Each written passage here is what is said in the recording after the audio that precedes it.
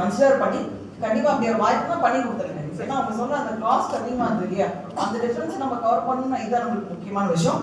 அது இல்லாம நீங்க அது பண்ணா மட்டும்தான் நம்மளுக்கு பால் உற்பத்தி கேட் உற்பத்தி அதிகமா இருக்கு. காரணம் உங்களுக்கு ஆவினோட ப்ரொக்யூர்மெண்ட்ல பால் கொள்முதல் குறைவா இருக்கு. ஆவின் இருந்தாலும் சொசைட்டி நம்ம வச்சாலுமே பால் கொள்முதல் குறைவா இருக்கு. அதை இன்க்ரீஸ் பண்ணணும் அப்படின்னா நீங்க இது கொண்டு வந்தா மட்டும் தான் முடியும். சரிங்களா? ஸோ அதை பண்ண ஆரம்பிச்சுங்க. ஸோ இது ஒன்று.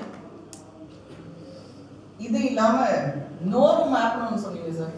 ஸோ அந்த நோ ரூம் ஆப்ல வந்துட்டு அந்த ஒரு இதை டேட்டா கொண்டு வந்துடலாம். ஏன்னா நம்மளோட ஆப்ல இது வரைக்கும் கஸ்டம் ஹைரிங்ல எப்படி அப்படின்னா இந்த வண்டியை ஹையர் பண்ணணும், ஒரு டிராக்டர் ஹையர் பண்ணணும் அப்படின்னா நம்ம ஆன்லைன்ல அப்ளை பண்ணிடுறோம். அப்ளை பண்ணிட்டு ஒரு கோட்டா இருக்கும், டார்கெட் இருக்கும். அந்த டார்கெட் முடிஞ்சிருச்சு அப்படின்னா திரும்ப நம்மளோட அப்ளிகேஷன் ஏற்றுக்கொள்ள மாட்டேங்குது அப்ளிகேஷன் அந்த ஆப். பட் அவங்க செல்லதுரை சார் என்ன சொன்னாங்க அப்படின்னா நம்ம ரயில்வேஸ்ல இருக்க மாதிரி நோ ரூம்னு ஒரு இதை கொடுத்துட்டீங்க அப்படின்னா நம்ம பதிவு பண்ண பிறகு அந்த ஆப் அந்த டேட்டா பூரா அந்த ஆப்ல இருக்கும். அப்புறம் திரும்ப நமக்கு ஓப்பன் ஆகும்போது யாரெல்லாம் சீனியாரிட்டியோ இத்தனை பேர் இருக்காங்க, இன்னும் 1000 பேர் பெண்டிங் இருக்காங்க, 1000 பேருக்கு வண்டி தேவைப்படுது அப்படின்னா அதுக்கு தகுந்த மாதிரி அலாட் பண்ணிட்டு வசதியாக இருக்கும்னு சொன்னாங்க. நான் கண்டிப்பாக இந்த செஷன் வந்து ஹெட் ஆஃபீஸ் சொல்லிட்டு இதை மாற்றி கொடுத்தா ஏற்பாடு பண்ணுறோம் சார். ஸோ இன்னொன்று முக்கியமானது ஏடி ஃபிஷரிஸ் இருக்கீங்களா? எஸ். இந்த எம்ஐ டேங்க்ஸ்ல ஆப்ஷன் பண்ணும்பொழுது ரேட் ரொம்ப அடிமாட்டு விலை விற்கிறாங்கன்னு சொல்லி கம்ப்ளைண்ட் கிட்டத்தட்ட 1 மாசத்துக்கு மேலே சொல்லிட்டு இருக்காங்க. அது நீங்க ரேட்டை ஃபிக்ஸ் பண்ணி கொடுக்கணும்னு சொல்லியாச்சு. அது ஏன் நடக்காம இருக்குன்னு தெரியல. கொடுத்துட்டும் ஏன் அதே மாதிரி ஆப்ஷன் பண்றாங்கன்றது எனக்கு புரியல. ஏடி பஞ்சாயத்து அண்ட் பிடபிள்யூடி ரெண்டு பேருமே என்ன ஏடி ஃபிஷரிஸ் பண்ணிருக்காங்களோ அந்த ரேட் தான் நீங்க ஃபிக்ஸ் பண்ணணும். அதுல தான் ஆப்ஷன் போடணும். நீங்க சொந்தமா எதையும் பண்ணக்கூடாது.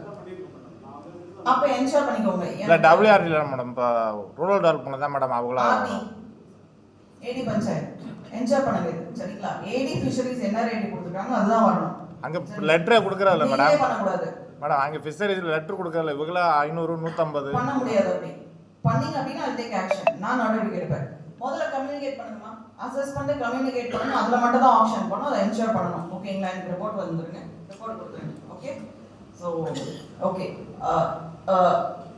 இது ப்ராப்ளி நம்மளோட கடைசி விவசாய பொறுத்திருக்கும் கூட்டமாக இருக்கலாம். அடுத்து வந்துட்டு எலெக்ஷன்ஸ் வந்துடும்.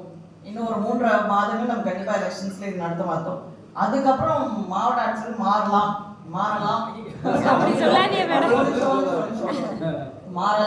மாறாமலும் இருக்கலாம்.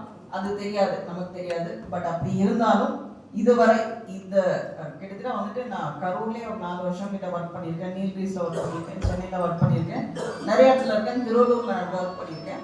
பட் அப்படி இருந்தாலும் ரொம்ப ஆத்ம திருப்தியோட ஒரு விவசாயிகள் கூட தீர்க்கம் நடத்தினது இந்த மாவட்டம் தான். அதற்கு நீங்க எல்லாம் முழு ஒத்துழைப்பு கொடுத்துருவாங்க. ரெண்டாவது, ரொம்ப ஆக்கப்பூர்வமான ஒரு கருத்துக்கெல்லாம் நீங்க எல்லாமே சொல்லியிருக்கீங்க. அந்த ஆக்கப்பூர்வமான கருத்துக்கள் நம்மளோட பாலிசி டெசிஷன் மேக்கிங்ல ரொம்ப ஹெல்ப்ஃபுல்லா இருந்திருக்கு. அதுக்காக உங்களுக்கு ரொம்ப ரொம்ப நன்றி. நன்றி, வணக்கம்.